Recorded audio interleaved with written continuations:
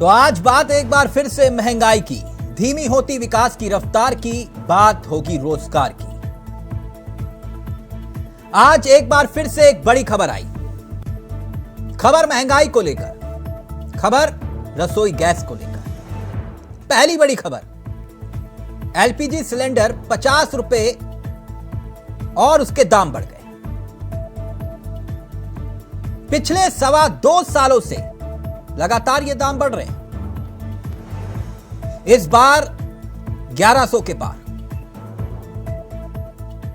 इतना ही नहीं, commercial gas 350 रुपए आपको और देने होंगे। करीब 2250 रुपए का कमर्शियल गैस हो गया। 1 दिसंबर 2020 ये वो तारीख थी, यानी कि करीब 2 साल 3 महीने पहले गैस के दाम थे 594 रुपए, 594। अब लगभग 2 गुने हो गए। यानी कि एलपीजी गैस सिलेंडर को लेकर एक बार फिर से देश के भीतर एक अजब सा सवाल गूंज रहा है कि यह महंगाई की मार आखिरकार कब तक। मसला गृहिणियों का है, सीधा रसोई गैस से, और यह मुद्दा चुनावी मुद्दा भी बनता है। याद कीजिए, हाल ही में राजस्थान में सरकार ने, अशोक गहलोत सरकार ने 500 रुपए में सिलेंडर देने की बात कही। अब कांग्रेस इसे मुद्दा बना रही है। बाकायदा राहुल गांधी ट्वीट कर रहे हैं और बाकायदा सब्सिडी अपनी सरकार के वक्त और मोदी सरकार के वक्त जो दी जाती रही उसका भी जिक्र कर रहे हैं। वो ट्वीट आगे दिखाएंगे आपको। लेकिन अब बात करते हैं विकास दर की। सरकार के आंकड़े बताते हैं जो तीसरी तिमाही है उसमें 4.4% यह आंकड़ा पहुंच गया है। दूसरी तिमाही में याद होगा आपको, यह आंकड़ा था 6.3%, और पहली तिमाही में 13.2%। तो क्या अर्थव्यवस्था पर ब्रेक लग रहा है? यह भी सच है, हम दुनिया की 5वीं सबसे बड़ी अर्थव्यवस्था हैं, लेकिन एक तरफ रसोई गैस और दूसरी तरफ पेट्रोल डीजल की बात क्यों आखिरकार, उसका भी जिक्र करेंगे। लेकिन पहले आपको ये 4 बयान सुनाते हैं जो कि कांग्रेस की तरफ से, जैसे ही यह ऐलान किया गया कि एलपीजी गैस सिलेंडर के दाम बढ़ेंगे, कांग्रेस को एक बार फिर से मौका मिला। कांग्रेस फ्रंट फुट पर आकर सरकार पर वार कर रही है, सवाल पूछ रही है कि आखिरकार यह सितम क्यों। सुनिए जरा और फिर सीधा रुख करेंगे अपने मेहमानों की तरफ। काल में बड़ी बेरहम हो गई है मोदी सरकार। रसोई गैस 1100 तो कॉमर्शियल सिलेंडर ₹2100 के पार। अपने मित्रों पर खूब बरसाए प्यार और देश की जनता करे महंगाई से हाहाकार। ये मोदी सरकार का जनता को होली के 7 दिन पहले का तोहफा है। आज से ठीक 7 दिन बाद होली है। तो मोदी जी चाहते नहीं कि कोई होली के त्योहार में कुछ बना ले घर में। वो ये भी नहीं चाहते कि कोई बाहर से जाके खरीद ले, क्योंकि घर में बनाए तो रसोई गैस सिलेंडर के 50 रुपए दाम बढ़ गए आज से। बाहर से जाके खरीदे तो कॉमर्शियल गैस सिलेंडर है, उसके दाम 350 रुपए बढ़ गए। आज के विषय पे आते हैं कि ये रसोई गैस का सिलेंडर जो 2014 में 500 के अंदर था, वो आज 1100 के पार कैसे पहुंच गया? इसका क्या गणित है? उसका गणित मैं आपके सामने लेके आया हूं, और ये भारत सरकार का आंकड़ा है। ये जो टेबल है, ये मेरी बनाई हुई नहीं है, ये भारत सरकार के पेट्रोलियम मंत्रालय के द्वारा बनाई गई टेबल है। और ये टेबल क्या कहती है?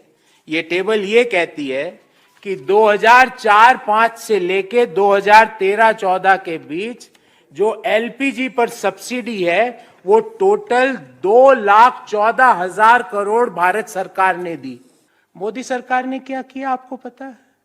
पिछले 9 साल पे सब्सिडी दी है कुल मिला के 36,500 करोड़ रुपया। 2,14,000, 36,500 करोड़ रुपया। और ज्यादा सवाल पूछो तो बोले सिलेंडर लो, गैस भरवाओ, उज्ज्वला स्कीम है। अरे उज्ज्वला स्कीम में दूसरा सिलेंडर भरवाए तो भरवाए कैसे? और यहीं पे लूट नहीं रुकी है। आपको जान के ताज्जुब होगा कि घरेलू एलपीजी पर मोदी जी 5% जीएसटी भी लेते हैं और कॉमर्शियल गैस सिलेंडर पे 18% जीएसटी लेते हैं, 18%।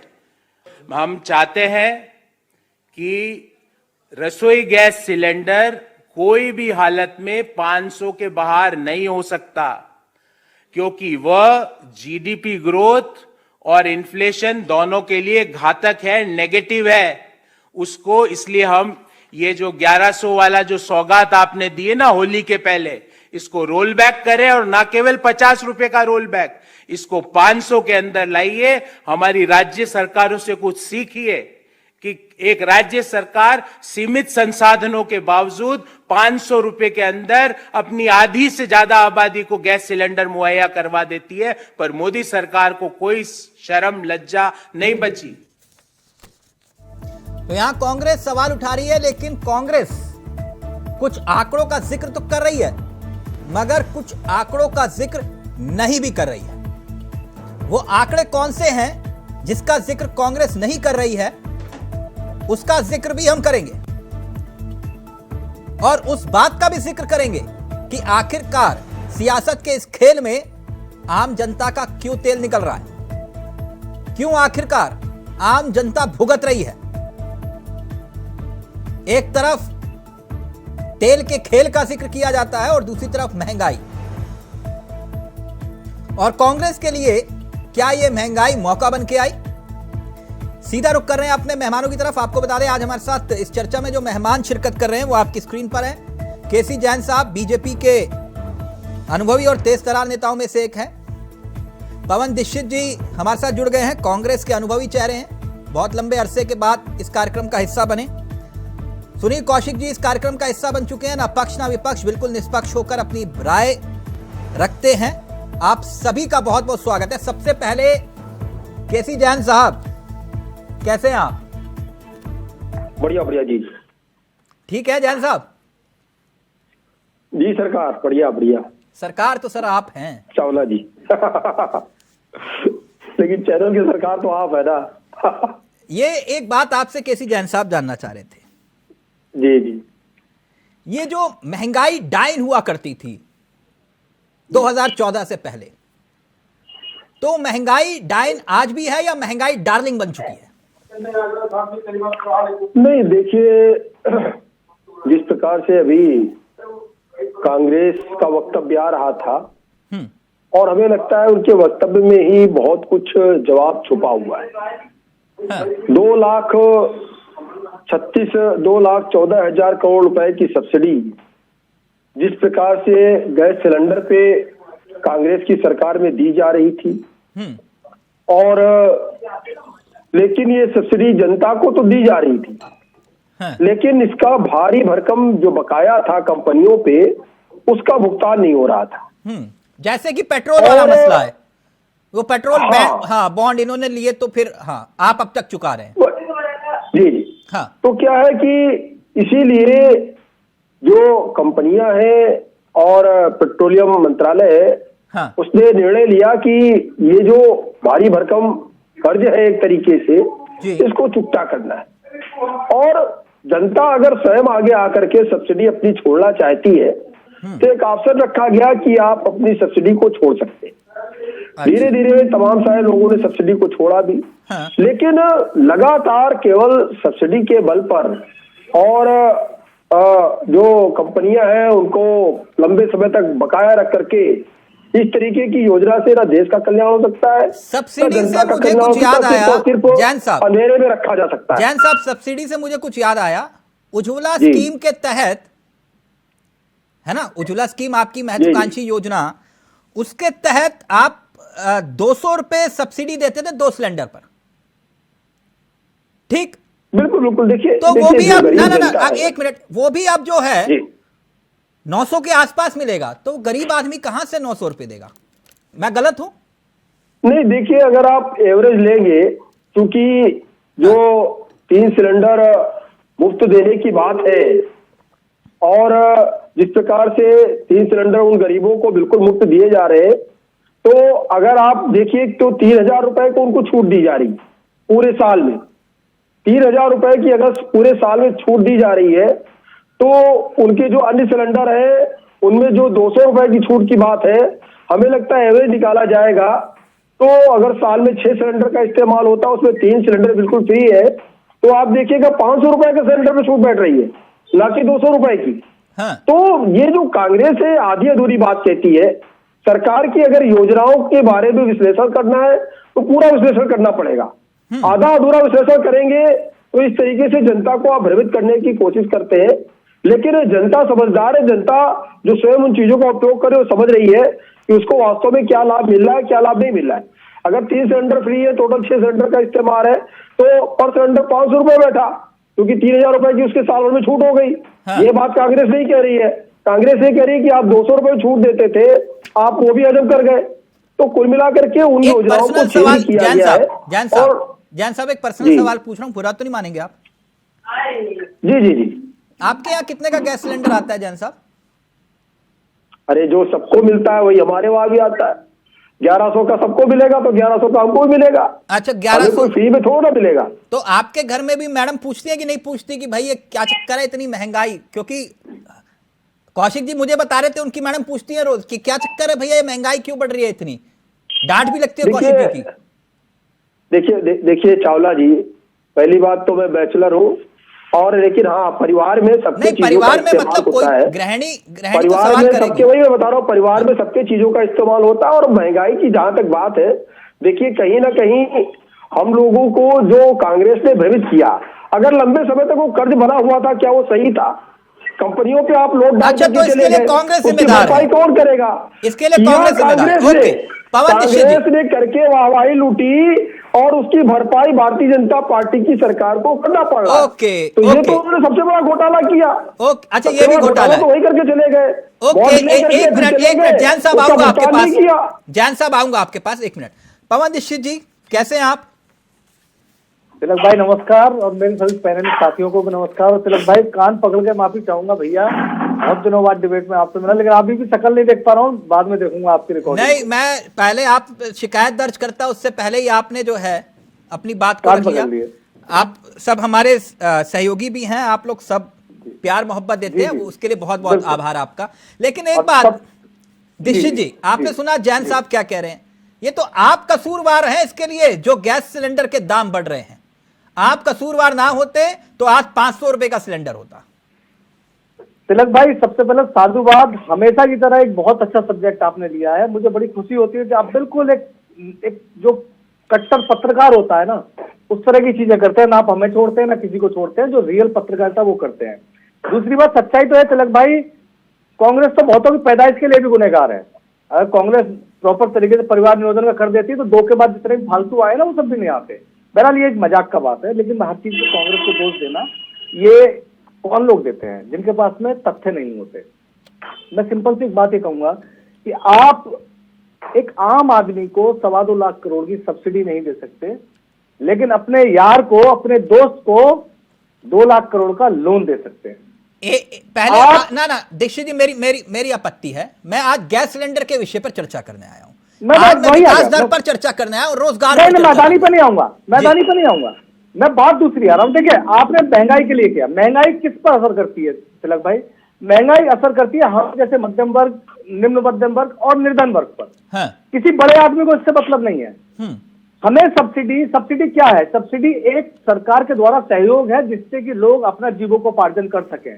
वो किसी बड़े आदमी को नहीं चाहिए किसको? एक आम आदमी को। आप एक बात बताइए, 200 रुपए सिलेंडर पे सब्सिडी देना, एक 1200 रुपए का सिलेंडर कर देना, और आपकी बात ठीक थी, कमर्शियल सिलेंडर 4 साल में 3 गुना रेट हो गया इसका। 400 रुपए का सिलेंडर आता था जो 11,500-1200 का, 3 गुना ये रेट हो गया। आम आदमी कहाँ जाए, मुझे बताइए।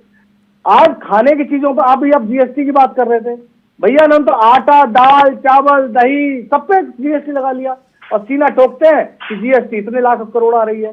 भैया आपने जब जीने लायक किसी हवा पे जीएसटी बची हुई है, इन्होंने बाकी पानी तक मिला के सब पे जीएसटी लगा दिया, तो आएगी ना जीएसटी। अच्छा, जीएसटी मतलब ये अपने कहने पर जीएसटी लगाते और हटाते हैं, आपका कोई योगदान नहीं होता, राज्यों के वित्त मंत्रियों का कोई योगदान नहीं होता?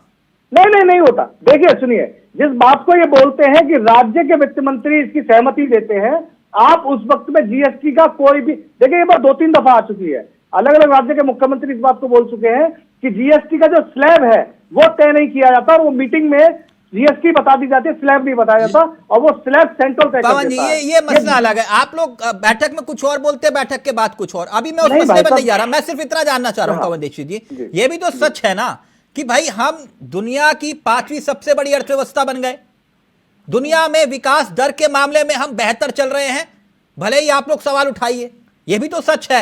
आप अधूरे आंकड़े क्यों बोल रहे हैं? मैं गलत बोल रहा हूं तो बताइए। नहीं, मैं बिल्कुल आप तो गलत नहीं बोल रहे, आपका क्वेश्चन अच्छा है तिलक भाई। 2014 में हम 7वीं अर्थव्यवस्था थे और 2.25 लाख करोड़ की सब्सिडी भी दे रहे थे, और $150 का पर बैरल का तेल खरीद के 75 रुपए भी दे रहे थे, और अन्य भी सब्सिडियां दे रहे थे, और मनरेगा का बजट जो दुनिया का सबसे बड़ा रोजगार का केंद्र है, साधन है, उसमें दे रहे थे। इन्होंने तो तिहाई कर दिया मनरेगा। उस समय कोरोना काल नहीं था, यूक्रेन रूस युद्ध नहीं था, अब है ना सर? तिलक भाई बहुत अच्छे सवाल कर रहे हैं आप। यूक्रेन में कितने 8 साल से चल रहा है क्या सर? ग्लोबल इन्फ्लेशन 1 साल पहले चला, 1 साल पहले चला। नहीं, मैं क्योंकि दिलीप जी भी जुड़ गए हैं, मैं अर्थशास्त्र लेकिन मुझे एक बात बताइए, मैं आपके भाजपा आपके माध्यम से भाजपा के साथी से पूछूंगा कि 2022 में यूक्रेन से पहले कितना सस्ता था तेल, क्या रेट प्रति बैरल कितनी कीमत थी और आज कितनी है? आज भी $60 से $70 $80 प्रति बैरल पे तेल मिल रहा है तिलक भाई। 8 साल पहले $150 तक छुआ था, $140 से $130 एवरेज। केसी जैन साहब रिएक्ट करना चाह रहे हैं, फिर मैं कौशिक जी और फिर उसके बाद दिलीप जी आपके पास। जी देखिए चावला जी, यहाँ पे 2-3 चीजें हैं। हाँ। पहली बात तो ये कि अगर अंतर्राष्ट्रीय स्तर पे जो महंगाई आई है, वो चाहे कोरोना काल रहा हो, चाहे यूक्रेन युद्ध रहा हो, या और जो चीजें आई, आप अंतर्राष्ट्रीय स्तर पे देखिए किस प्रकार से महंगाई आई है। अगर उसका तुलनात्मक अध्ययन करेंगे तब पता चलेगा कि भारत देश में उस तरीके से बिल्कुल महंगाई नहीं, महंगाई पे कंट्रोल है। और जो चीज अभी बार बार हमारे कांग्रेस के साथी कह रहे हैं कि बहुत महंगाई आ गई, तब क्या था अब क्या है, क्या ये हमेशा से युद्ध होता रहा, तो देखिए आप या फिर जान के अनजान बन रहे हैं या फिर आपको जानकारी नहीं है, और ऐसा नहीं किसी को जानकारी नहीं है।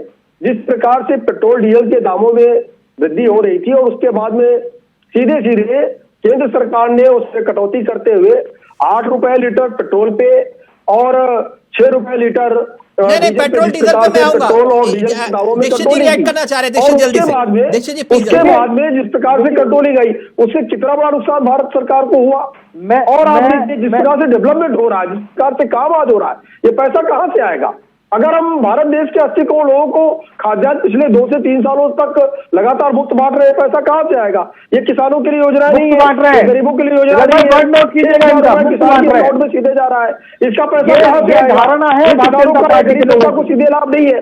आप कह रहे हैं सिलेंडर में सब्सिडी मिलेगी तब किसानों को लाभ मिलेगा, गरीबों को लाभ मिलेगा, और जो 6,000 रुपए प्रति किसान के अकाउंट में जा रहा है, जो हम लगातार भारत देश की 80 करोड़ आबादी को मुफ्त खाद्यान्न दे रहे, पूरे पिछले 2-3 सालों से दे रहे, इन सब चीजों के लिए बजट कहाँ से आएगा? जो आवास योजना है, जो प्रधानमंत्री आवास योजना है, हर एक स्टेट में लागू है, ये बहुत बढ़िया। तो जो ये काम हो रहे हैं, पहले क्या था कि कामों के घोटालों से सरकारें चलती थी, आज देश कामों से आगे बढ़ रहा है। अच्छा जैन साहब दिखाई दे रहा है, जैन साहब सुन तो लीजिए, आपने दीक्षित जी से सवाल किया, सुन लीजिए दीक्षित जी प्लीज जल्दी से। जैन साहब को एक्चुअली आदत है, मैं कई डिबेट में बोल चुका हूँ, ये बिना तैयारी के आते हैं और फिर इस तरह से बोले जाते हैं। मुझे ये बताइए कि आपने 2022 तक लोगों को सब हर घर में हर व्यक्ति को छत की बात की थी, कौन सा छत पूरा हो गया? कौन सा स्मार्ट सिटी आपने उसमें बना दिया? कौन से इस देश में ऐसी चीजें पैदा हो गई? 45 साल के न्यूनतम बेरोजगारी पर है, महंगाई का बुरा हाल है, 63% इंडायरेक्ट और डायरेक्ट हम टैक्सेस ले रहे हैं, कमर आपने लोगों की तोड़ दी। आप किस विकास की बात कर रहे? चलिए तिलक भाई, मैं आपके माध्यम से इनसे पूछना चाहता हूँ, कोई सी 5 चीजें मुझे बताएं 8 सालों में जो उन्होंने शुरू करके और खत्म करके लोगों को दे दी है 8 साल में। मुझे बताएं देखिए विकास के बारे में। देखिए, कांग्रेस यही सब चीजें पूछती रही और करती रही, और लगातार पूरे देश की जनता कांग्रेस को जवाब देती रही। ये जवाब सिर्फ केसी जैन का नहीं है, ये सिर्फ भारतीय जनता पार्टी के एक कार्यकर्ता का जवाब नहीं है, ये जवाब तो पूरे देश की जनता ने आपको दे दिया। अभी आप जीएसटी पे सवाल उठा रहे थे, इसी जीएसटी पे आपने 2 लोकसभा चुनाव में सवाल उठाया और आपको मुंह की खानी पड़ी। आपके 2 सवाल होते हैं हमेशा, एक तो जीएसटी, दूसरा नोटबंदी और जीएसटी पे आप कितनी बार चर्चा करेंगे और आप वही सवाल लेकर के आते हैं और आपको मुंह की खानी पड़ती है। रही बात डेवलपमेंट की, हमने आपको एक चीज आप बता दीजिए, हमने आपको कई चीजें बताई और पूरे आंकड़ों के साथ हम बता रहे हैं। एक मिनट जैन साहब, आप की बात लेकर जा रहा हूं आगे। जैन साहब, मैं आंकड़ों पर चर्चा करूंगा, मैं आंकड़ों पर। जैन साहब बहुत बकवास की आगे तिलक भाई, हर डिबेट में ऐसी करते हैं। 1 मिनट प्लीज, 1 सेकंड जी। जैन साहब, दीक्षित जी, पक्का प्रॉमिस आंकड़ों पर बात करूंगा, पक्का। हाँ 1 मिनट रुक जाइए कौशिक जी, और जरा मैं दिलीप जी को चर्चा में रहा हूं। कौशिक जी, ये बात तो सच है जो बात जैन साहब कह रहे हैं, भाई अगर पैसा नहीं होगा तो ये जन कल्याणी योजनाएं कहां से चलेंगी जो सरकार चला रही है? भाई 80 करोड़ लोगों को मुफ्त में राशन तो सरकार नहीं दिया कि नहीं दिया? सड़कें बन रही है तो कहां से बन रही हैं? ये विकास का पैमाना नहीं तो फिर क्या है? दुनिया की 5वीं अर्थव्यवस्था है बड़ी। बिल्कुल सही बात है, जनता बहुत अच्छी बात है, सड़कें भी बन रही हैं, लोगों की सैलरी भी बढ़ गई है, लोगों की आमदनी भी बढ़ गई है। ये 2014 के बाद शुरू हुआ है, 2014 से पहले तो कुछ था ही नहीं इस देश में। दूसरी बात, मैं तो सिर्फ आप केवल गैस की बात कर रहे हैं, मैं तो किचन की बात करूंगा और किसी की बात नहीं करूंगा कि फिर लंबी बहुत चर्चा हो जाएगी ये आंकड़े पेश करेंगे। किचन का बजट जन सामान्य व्यक्ति का 2014 के बाद 3 गुना 4 गुना हुआ कि नहीं हुआ? ईमानदारी से भाजपा के प्रवक्ता दिल पे हाथ रख के कहते हैं, उस व्यक्ति की 4 गुनी आमदनी हुई कि नहीं हुई? ये मत कहिए कि देश का 5वीं अर्थव्यवस्था हो गई, फिर लोग जाएंगे कि साहब जब आपकी सरकार आई थी तब 56 लाख करोड़ कर्जा था, 80 लाख करोड़ और बढ़ गया, करीब 1,60,000 करोड़ के आसपास हो गया, कर्जा कहां से हो गया? आज फिर आप कहेंगे कि साहब 80 करोड़ लोगों को हम भोजन दे रहे हैं, क्यों दे रहे हैं? 80 करोड़ लोगों के पास रोजगार नहीं है क्या? खाने का भी व्यवस्था नहीं कर सकते 80 करोड़ लोग क्या? इतनी बेरोजगारी हो गई, इतने उस परिवारों में लोग अपाहिज हो गए कि वो खाने की व्यवस्था नहीं कर सकते। इससे तो अच्छा ये कि थोड़ा बहुत काम करा देते और मनरेगा का बजट बढ़ा देते। आप गांव की सड़कें तो पड़ती, तालाब तो खुदते, कुछ और तो काम होता। जो लोग घर बैठ के खाना खा रहे हैं वो अच्छी बात है क्या? सभ्य समाज में ये हो सकता है क्या? कोरोना काल के भीतर आपने किया, बहुत अच्छी बात थी, उसका स्वागत होना चाहिए था। तो उस समय अचानक सारी परिस्थितियां पैदा हो गई थी, उसके बाद क्या हुआ? अब भी कोरोना चल रहा है क्या? नहीं, ग्लोबल इन्फ्लेशन है कि नहीं है कौशिक जी? ये तो फिर एक पक्ष की बात होगी। क्या है आप ये बताइए, जब 2014 की रेट प्रति बैरल देख लीजिए और आज देख लीजिए कहाँ हो गया? एग्जैक्टली। दूसरी बात, बीजेपी ये कहती है कि 2014 के पास हमने तमाम योजनाओं को आधार कार्ड से जोड़ दिया, लगभग 3 से 4 लाख करोड़ बचा लिया। 3-4 लाख करोड़ तो आपने यहीं बचा लिया, जो सीधा सीधा आपने आधार कार्ड से जोड़ दिया तमाम योजनाओं को। तमाम फर्जी लोग बाहर निकल गए, वो पैसा प्लस नहीं होना चाहिए? प्रति बैरल के हिसाब से पैसा बढ़ रहा है, जो घटा वहां पर उसकी आमदनी आपके खाते में नहीं जा रही है। एक शुद्ध राजनीतिक सवाल है, क्योंकि आप राजनीतिक विशेषज्ञ भी हैं। कौशिक जी एक बात एक मिनट 2014 में मैं 180 रुपए का आटा लाता था 10 किलो, ठीक, अब 380 का हो गया। कौन जिम्मेदार है? मैं खुद खरीद के लाता था। तेल लाता था मैं 65 रुपए का 1 केजी, अब 165 रुपए का आ रहा है, 170 रुपए का आ रहा है। कौन उत्तरदायी है? ये वो बेसिक चीजें हैं जिनके बगैर घर नहीं चल सकता। सर मैं आपकी बात मान गया, एक शुद्ध राजनीतिक सवाल है आपसे मेरा, फिर मैं दिलीप जी के पास जा रहा हूं। अब मुझे एक बात बताइए, यही मुद्दे 2017, 2019, 2022 और 2024 आ गया, जनता को अगर प्रभावित कर रहे हैं तो जनता वोट क्यों कर रही है? कर रही है ना? तो फिर जनता बीजेपी को ही वोट क्यों कर रही है?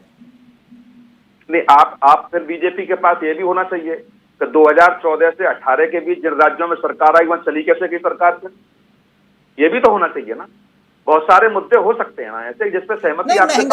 महंगाई अगर आप कह रहे हैं कि आम जनता पर असर डाल रही है तो जनता फिर बीजेपी को ही तो वोट कर रही है कि नहीं? मैं उसी का एग्जाम्पल दे रहा हूँ। चावला साहब इस प्रदेश में 15 करोड़ लोगों को राशन दिया जा रहा है। कितना वोट मिला आपको 2022 के चुनाव में? तो 15 करोड़ वोट मिल जाना चाहिए आपको। कितना % वोट बढ़ गया आपका? 2017 में तो ये योजना नहीं थी आपके पास आने वाली। यदि आपको यही लग रहा है कि सब कुछ फ्री देने से ही हो जाएगा, किसका 80 करोड़ लोगों को आटा फ्री मिल रहा है, चावल फ्री मिल रहा है। टॉप लेवल के जो 10-15% लोग हैं उन्हें कोई फर्क नहीं पड़ता। नहीं तो फिर ये मध्यम परिवार रहा है। तो फिर रेवड़ी आप रेवड़ी का जिक्र कर रहे हैं, तो फिर ये ऐसा नहीं है ना कि एक ही पार्टी एक ही दल बांट रहा है। तो फिर ये फॉर्मूला तो फिर उन राज्यों में भी लागू होना चाहिए। कांग्रेस की पवन दीक्षित जी की सरकार है कि 500 रुपए में सब जगह हम सिलेंडर देंगे, फिर मैं मानू। फिर क्या वो रेवड़ी नहीं है? फिर राजस्थान में जो चावला साहब बजट आया, उन्होंने क्या शब्दों को देखिए ना। हाँ। अगली बजट सत्र का जो स्टार्ट होगा उसमें करेंगे। हाँ, अब कब स्टार्ट होगा अगला बजट? हिमाचल में कांग्रेस तो वही कह रहा हूं, गेम तो पवन दीक्षित भी खेल रहे हैं। कांग्रेस की सरकार आती है, 3 रुपए बढ़ जाते हैं और जयराम रमेश से सवाल पूछा जाता है। जयराम रमेश बौखला के कहते हैं मुख्यमंत्री को पूछिए। मैं तो सारी सरकारों के लिए कह रहा हूं, ये नहीं है कि केवल बीजेपी को लेके गिरता हूं। हाँ। उन प्रदेशों में कांग्रेस की सरकार है। दिल्ली में मैं 1 मिनट दिलीप जी को चर्चा में गया हूं, बहुत देर से वेट कर रहे हैं। दिलीप जी, सर ये महंगाई वाला जो फैक्टर है, एकाएक जो रसोई गैस की कीमतें बढ़ी, कमर्शियल गैस भी हो, एलपीजी हो, इसको किस नजरिए से देखें? क्योंकि वो कह रहे हैं कि भाई जो हालात हैं उस हालात के हिसाब से जो है गैस सिलेंडर के दाम बढ़ रहे हैं। आपका point of view? Tilak ji, कुछ चीजों में आप स्थिति से सच्चाई का आकलन कर सकते हैं।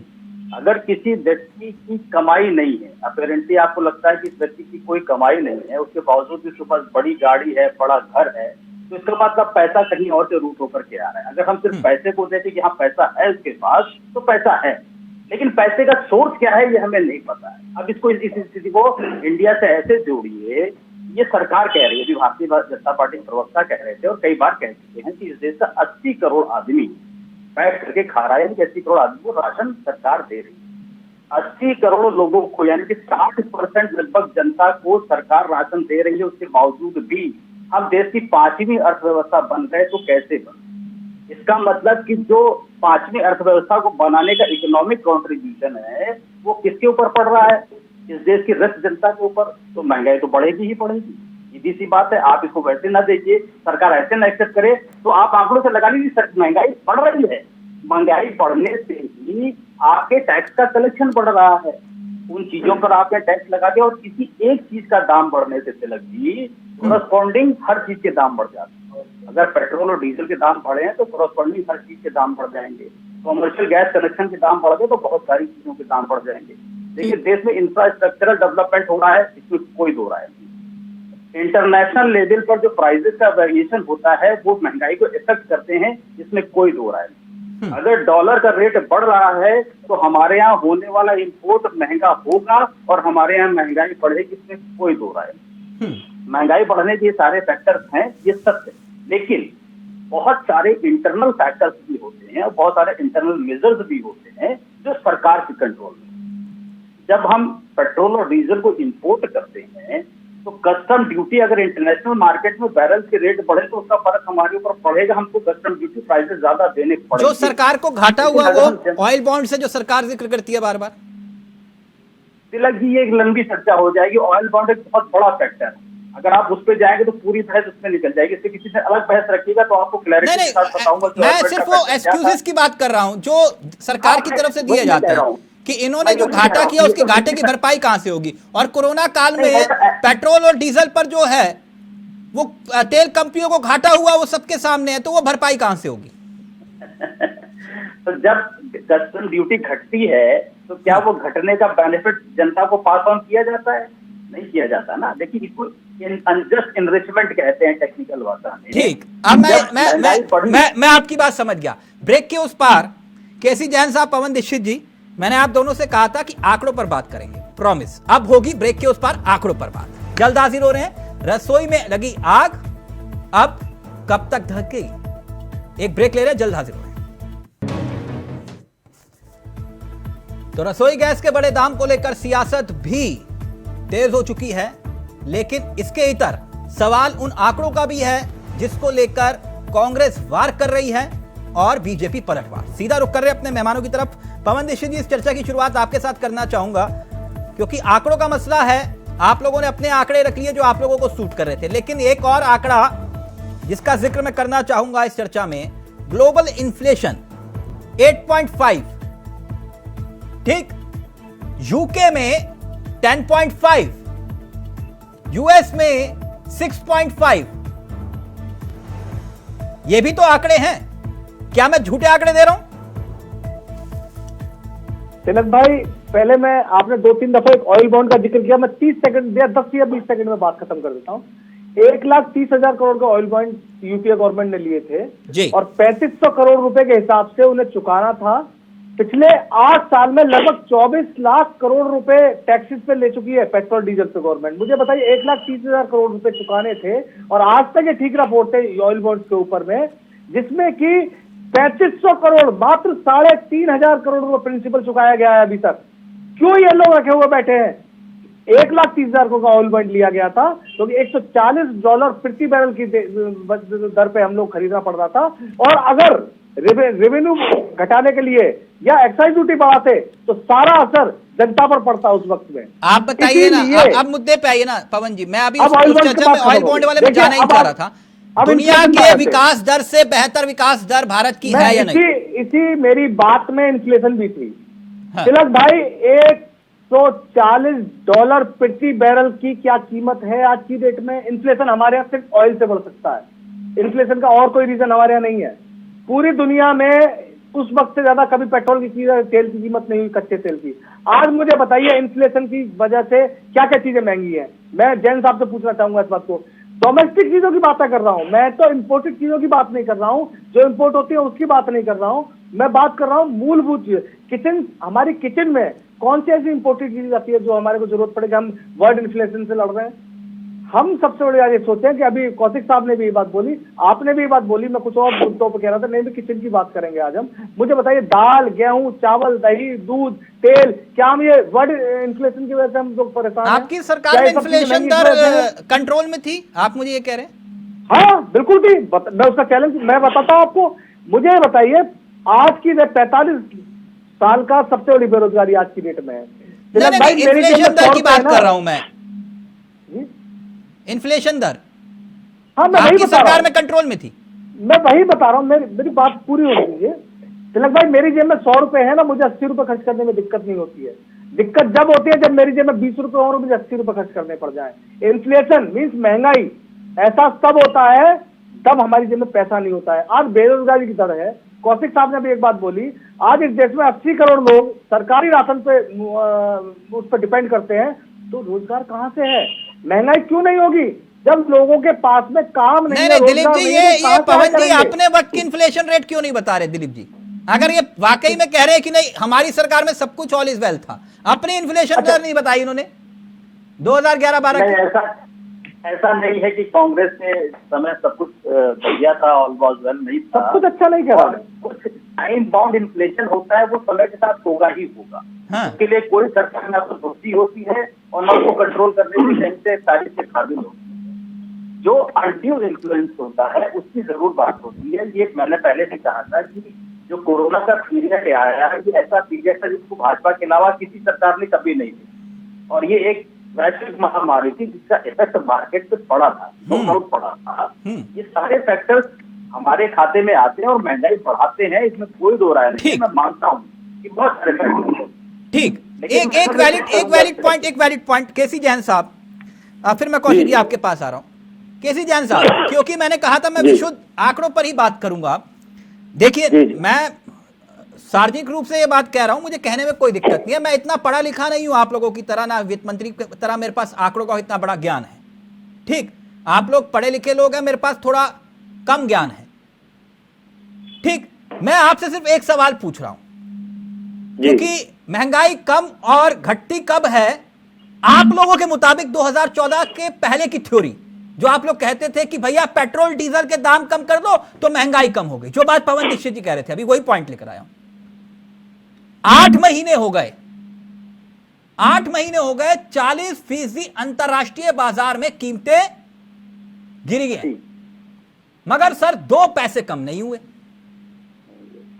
अब वो 2014 की पहले की थ्योरी आज भी अमल होती है या फिर वो थ्योरी बदल चुकी है कि पेट्रोल डीजल के दाम कम कर दो महंगाई कम हो जाएगी? That's it. क्योंकि मेरे को ज्यादा ज्ञान नहीं है मेरे पास, मैं तो सिर्फ एक नॉर्मल सवाल कर रहा हूं।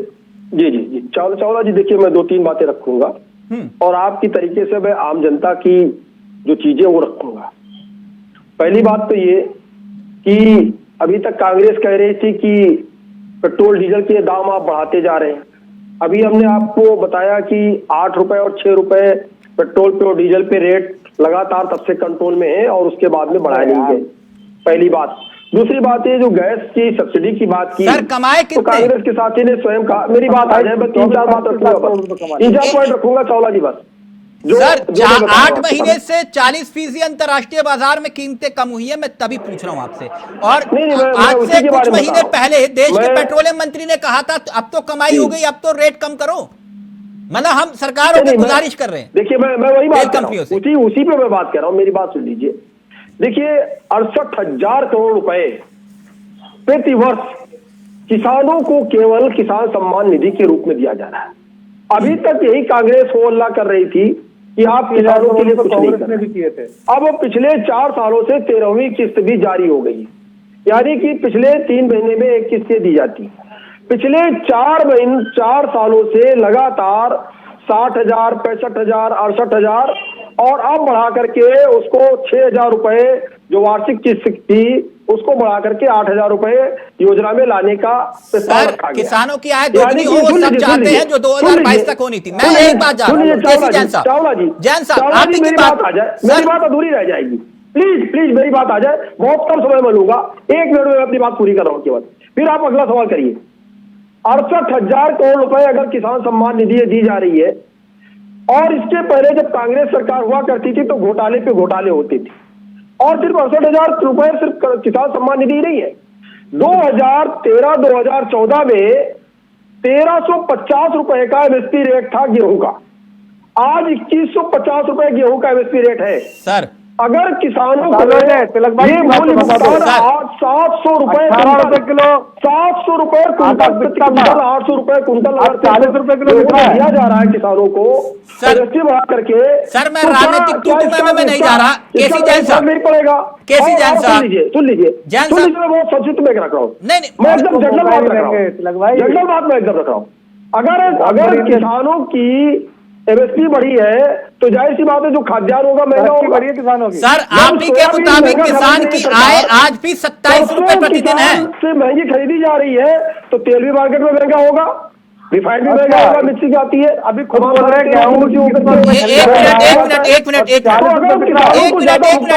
प्लीज सबका ऑडियो नीचे से केसी जैन साहब करेगा। 1 मिनट केसी जैन साहब, ये वाली थ्योरी मेरे को एक बार फिर से समझाइए जो आपने कहा कि इसलिए रेट महंगा होगा।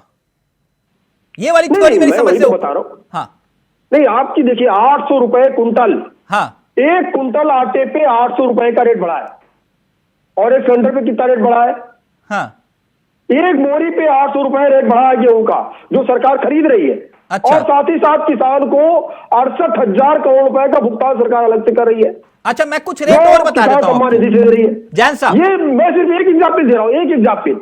जैन साहब मैं कौशिक जी के पास जाऊं, एक आंकड़ा मैं आपके सामने पढ़ देता हूं। हुआ जनता के विकास के लिए तमाम सारी योजनाएं, जो आवास की योजनाएं, आखिर सरकार के पास पैसा कहां से आएगा? मैं एक सेकंड सर, आपने कहा पैसा कहां से आएगा, बिल्कुल सही कहा आपने, बिल्कुल वैलिड सवाल है, बिल्कुल वैलिड। लेकिन जैन साहब मसला सिर्फ और सिर्फ कमर्शियल गैस सिलेंडर या फिर एलपीजी घर पर आने वाले सिलेंडर का नहीं है।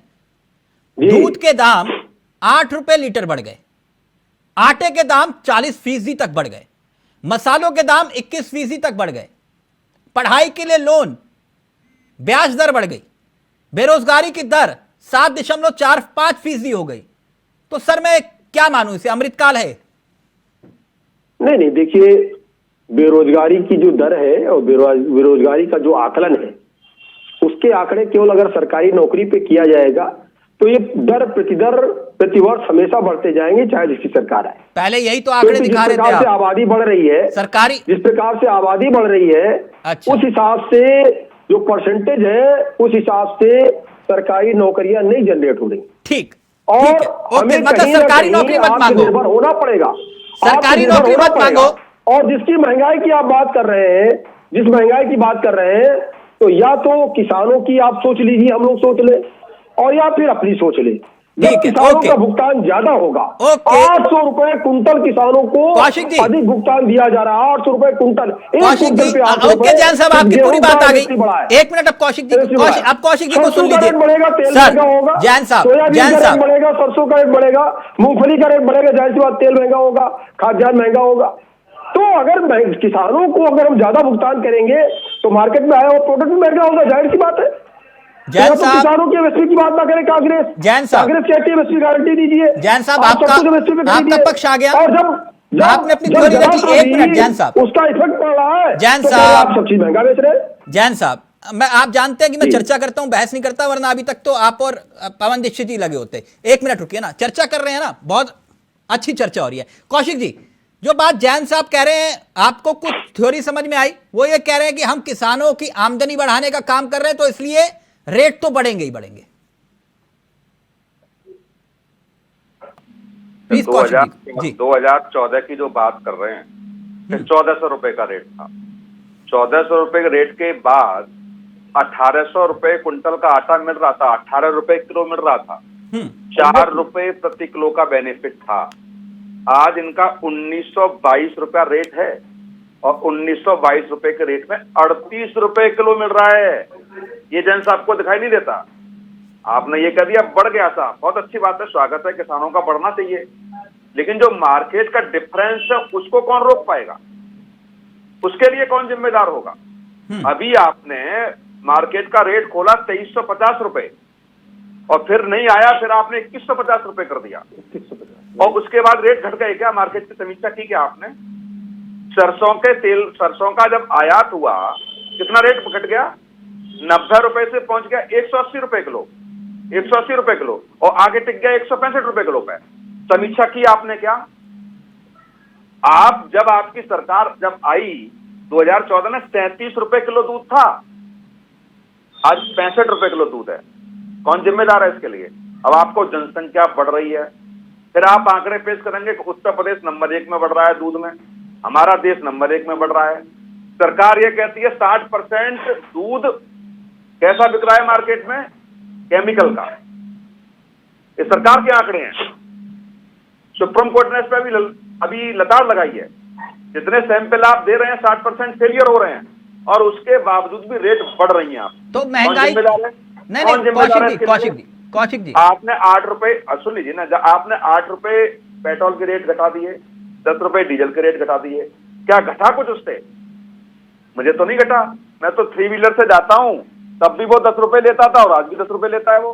कब घटाए थे तो बताएं। 8 रुपए हो गए क्या? 9 रुपए हो गए क्या?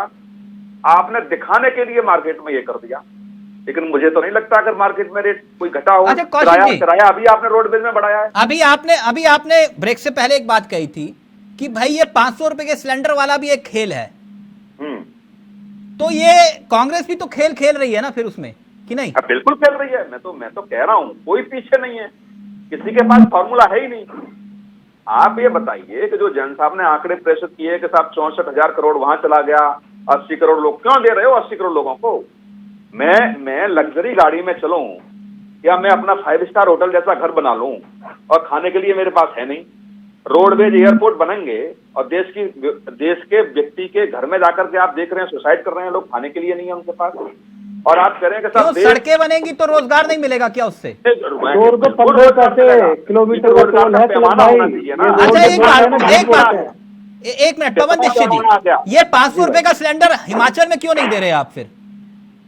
ये एक वैलिड क्वेश्चन है आपका। देखिए, हर स्टेट में अलग अलग लाभान्वित करने वाली योजनाएं होती हैं। अच्छा, तो वहां लोग सिलेंडर इस्तेमाल नहीं करते? नहीं, मैं बता रहा हूँ। तो झारखंड में उपलब्ध करवा दीजिए सर, छत्तीसगढ़ और झारखंड में चुनाव वहां पर भी है, छत्तीसगढ़ में भी। मैं बता तो दूं, मेरी बात सुन लो भैया जी। चाहे रायपुर हो, चाहे शिमला हो, चाहे रांची हो, हर जगह की अलग अलग परिस्थितियां हैं। अब एक क्षमता है हर सरकार की कि कहाँ मैक्सिमम वो सुविधाएं या रियायत वो दे सकती है। जैसे हिमाचल में यूनिट। अच्छा, ये सुविधा सिर्फ चुनाव के वक्त उपलब्ध होती है? नहीं, हाँ, नहीं, हिमाचल प्रदेश में अब सरकार हमारी आई है ना। नहीं तो आप हाँ, तो करिए, योजना लागू करिए, दबाव होगा केंद्र के ऊपर। नहीं, मुझे बताइए, छत्तीसगढ़ में 1500 रुपए प्रति महिला को दिए जा रहे हैं, वो क्या अभी 6 महीने से दिए जा रहे हैं? सर एहसान नहीं कर रहे हैं आप लोग। नहीं, बिल्कुल ये जिम्मेदारी है सरकार की। हमारी हैसियत ही नहीं है, जनता हमारे जनार्दन है। हम ये बात ही नहीं कर सकते मुफ्त में बांट रहे हैं, हम वो बात कर ही नहीं रहे। मैंने बात ये बोली कि सिर्फ चुनाव के टाइम पे, और मतलब आपको 80 करोड़ राशन में दिक्कत है, आप करेंगे तो रेवड़ी नहीं है।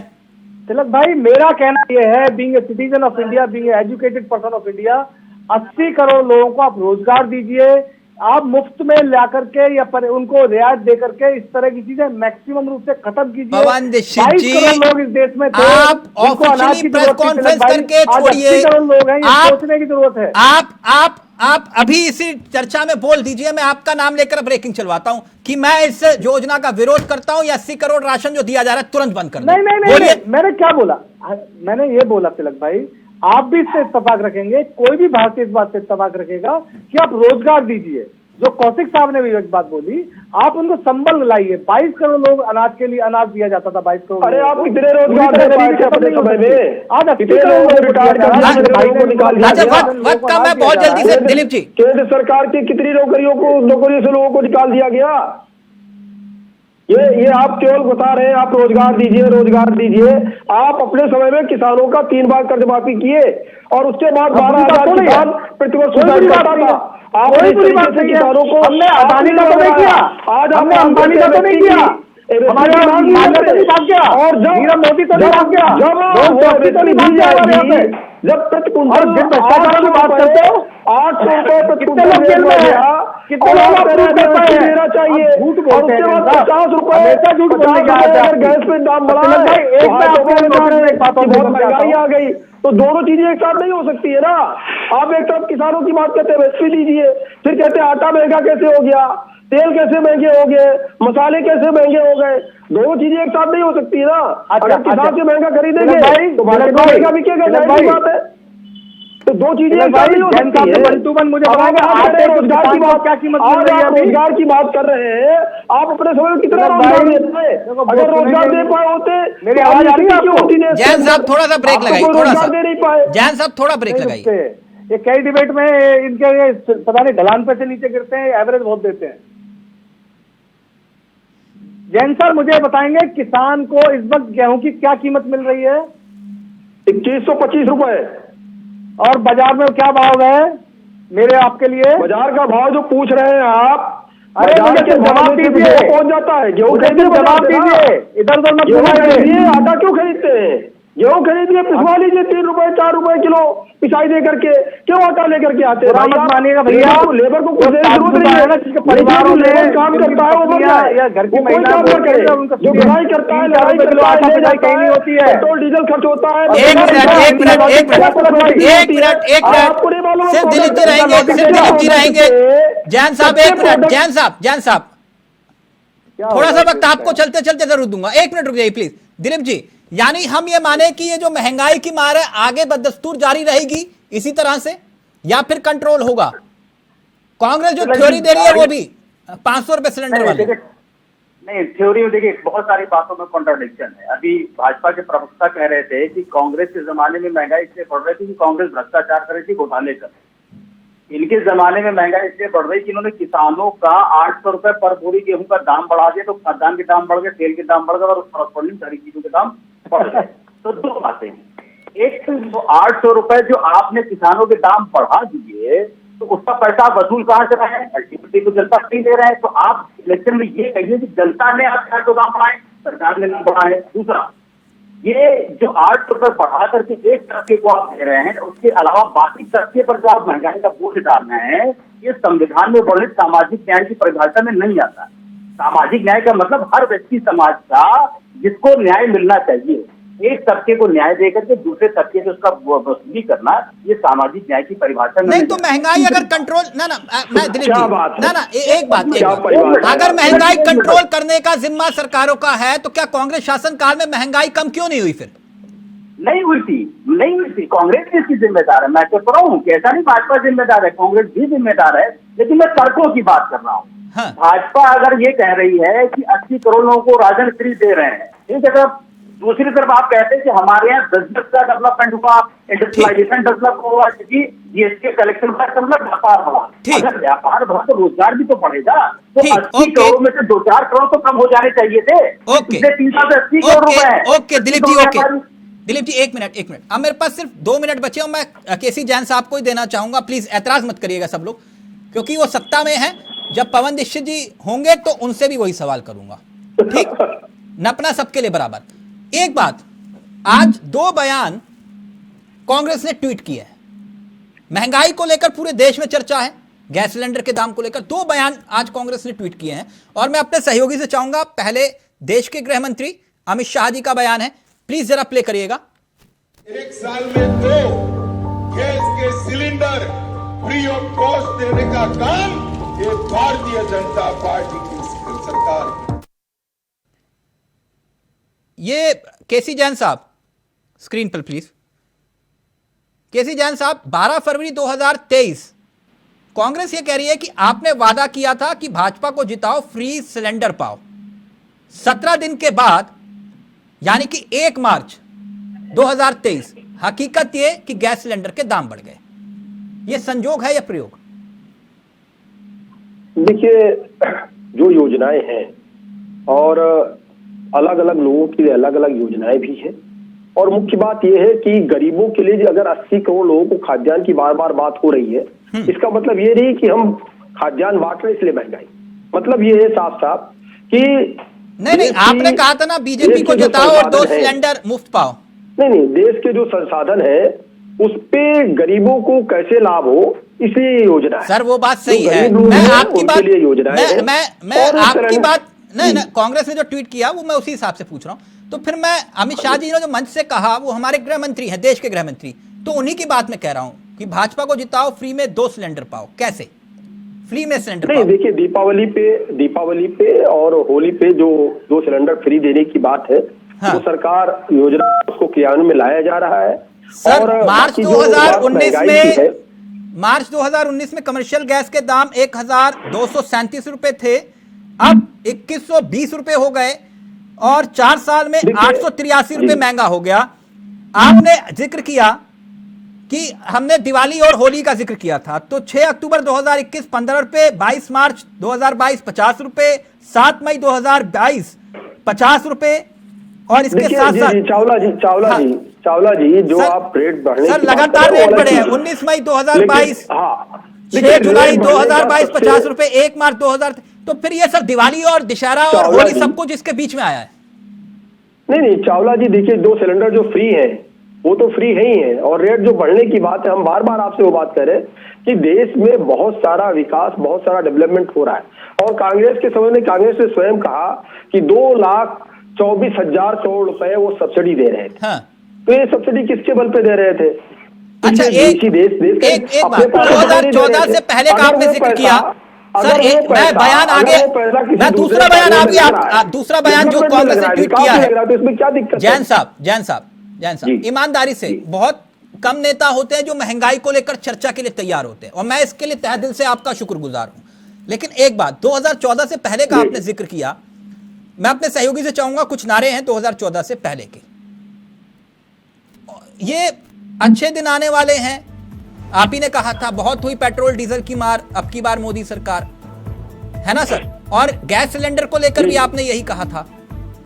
तो तब 2014 से पहले भी तो आपने यही नारे दिए थे ना सर? मैं गलत तो नहीं दिखा रहा ना? प्लीज जैन साहब। देखिए पहले क्या था, पहले और अब में डिफरेंस क्या है? हाँ। कितने घोटाले हुए, कांग्रेस के कितने लोग जेल गए, वित्त मंत्री तक कांग्रेस के जेल गए। तो नहीं, सारे भ्रष्टाचारियों को जेल में डालो, कोई दिक्कत नहीं है। आज साफ सुथरी सरकार है। देखिए चावला जी, अगर सरकार कोई अपने पास से पैसा नहीं लाती है, हाँ, सरकार इन्हीं संसाधनों से अच्छा, एक बयान, अब दूसरे बयान का मैं जिक्र कर रहा था, एक जगह से पैसा कलेक्ट करके जहां पे अति आवश्यकता है, कांग्रेस ने जो ट्वीट किया, एक और बयान प्लीज। और हमारी जो योजना अंत्योदय योजना है, जैन साहब, भारतीय जनता पार्टी की अंत्योदय योजना जो है, और अंत्योदय योजना जैन साहब एक मिनट प्लीज, जैन साहब चलते वक्त इजाजत नहीं दे रहा, मैं प्लीज एक और बयान प्लीज कांग्रेस ने ट्वीट किया, प्ले करिए। एलपीजी के रेट्स को बढ़ाया गया है। अब एलपीजी के सिलेंडर के दामों में और भी वृद्धि की गई है। महिला मोर्चा देश भर में, हर जिले में, हर मंडल में सरकार के इस महिला विरोधी नीति के विरोध में प्रदर्शन करेगी। एलपीजी के बड़े दामों के खिलाफ प्रदर्शन। केसी जैन साहब प्लीज फाइनल कमेंट। ये 2014 से पहले का एक और बयान, बिल्कुल, जो कांग्रेस ने ट्वीट किया, कहा कि आज नहीं कोई चावला जी जो कंपैरिजन कर रहे हैं, ये आपने पहले ये कहा आज आपकी विचारधारा दूसरी, बिल्कुल ऐसा बिल्कुल नहीं। हम जो काम कर रहे हैं गरीबों के लिए, पिछड़ों के लिए हम काम कर रहे हैं, वो चाहे खाद्यान्न योजना हो, चाहे किसानों की सम्मान निधि हो, या डेवलपमेंट की कोई और योजना हो।